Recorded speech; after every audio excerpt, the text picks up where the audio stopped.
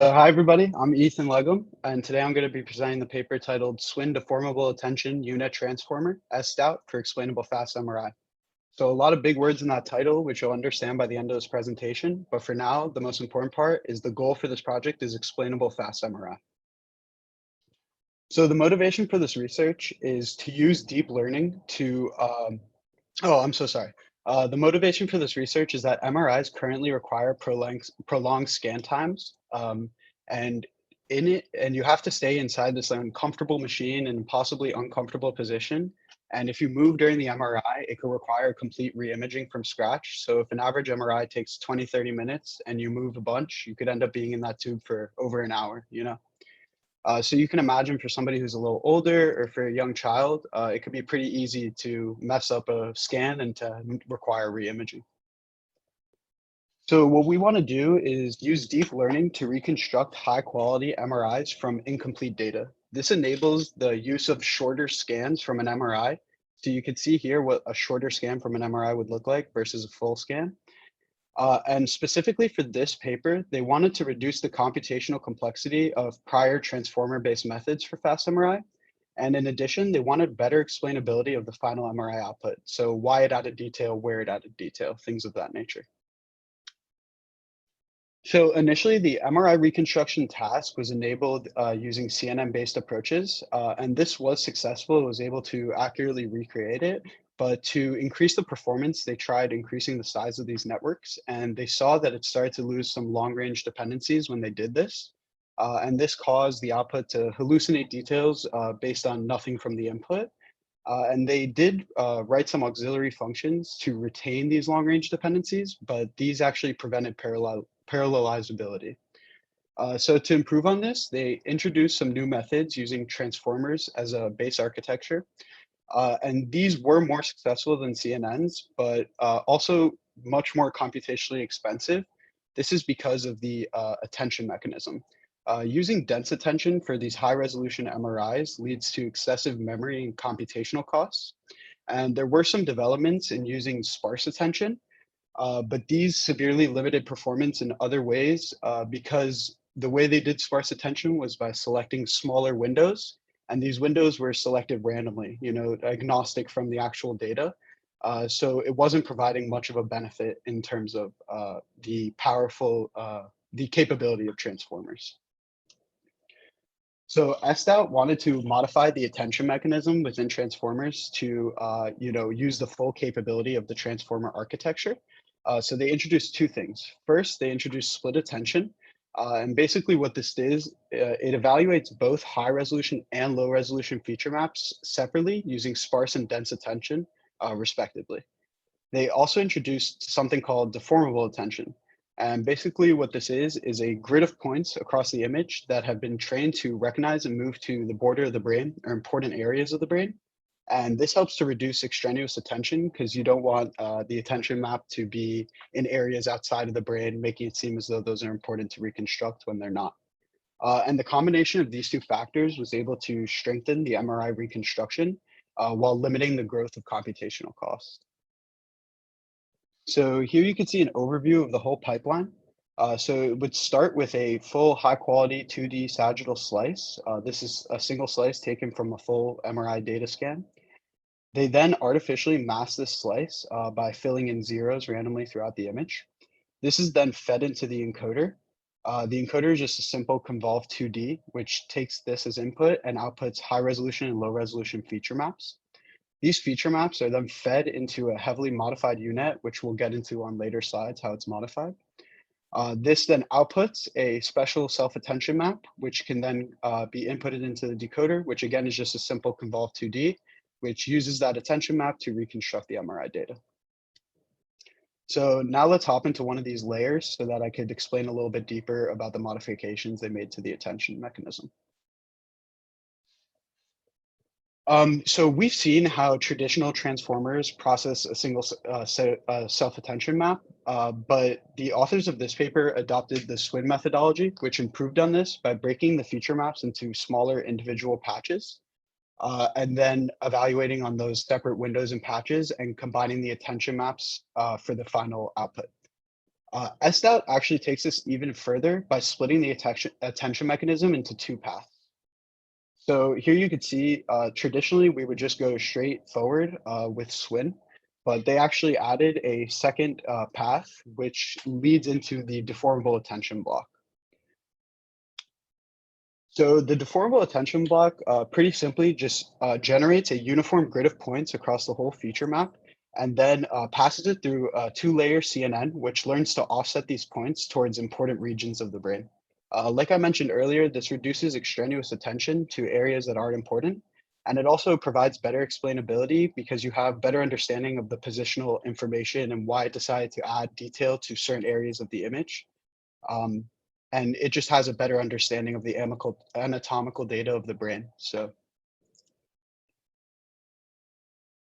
yeah, so just in a little bit more detail, you could just see how this deformable attention kind of works. So you'd have that grid of points, and then after passing it through the two-layer CNN, you'd get something like this deformation field, where we group up more points in important regions of the brain, such as like the brain-skull boundary.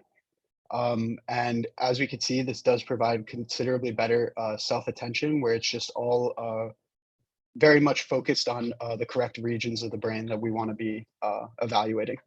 So they generate a secondary feature map sampled from these points, and then all these feature maps are fed into the multi-headed self-attention block and concatenate together to generate the combination of these separate attention maps, which can then be fed into the next layer of the unit. So the authors also introduced a unique loss function by combining three existing loss functions. These include pixelwise carbonyr loss, frequency carbonyr loss, as well as perceptual VGG L1 loss. Unfortunately, the authors don't really go into detail as to why they chose these specific loss functions and why they combined them in the way they did. My personal interpretation of it was that they just wanted a more average loss function to apply. So they didn't want it to weight too heavily on just pixel-wise loss because this would favor the high resolution attention map more than it would favor the low resolution attention map. So they just kind of wanted to average it out across multiple loss functions was my interpretation. So to validate the claims that they made in this paper, they ran some experiments on the Calgary Campinas dataset. This dataset is comprised of roughly 60 T1 MRIs. So this is the full MRI data from every perspective with all the individual slices. This is then further split up into training, validation, and testing sets. And from these, they take 100 random 2D sagittal view slices. This is what a sagittal view slice looks like. To process it through the network, they then artificially undersampled, like we spoke about earlier, by just filling in zeros randomly throughout the image. And this imitates what it would look like if you took a shorter scan from an MRI. So they trained for 100,000 steps with a batch size of 8 and a learning rate of 0.002. And they evaluated on these metrics. FID and PSNR are used to measure the similarity between the reconstructed image and the ground truth. And the max score is a measure of the computational complexity of an algorithm. So here you could see SDAUT being compared with the next leading transformer-based method, which is Swin.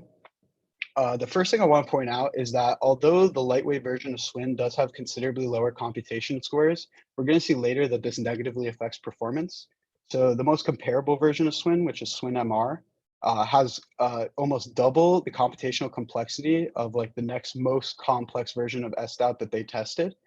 And when we look at the similarity scores, we could see that indeed SDAUT did score the best. And one thing I want to point out here is, like I mentioned earlier, even though this Swin unit has lower computational complexity, it performs considerably worse on FID. So we're not gaining much from that.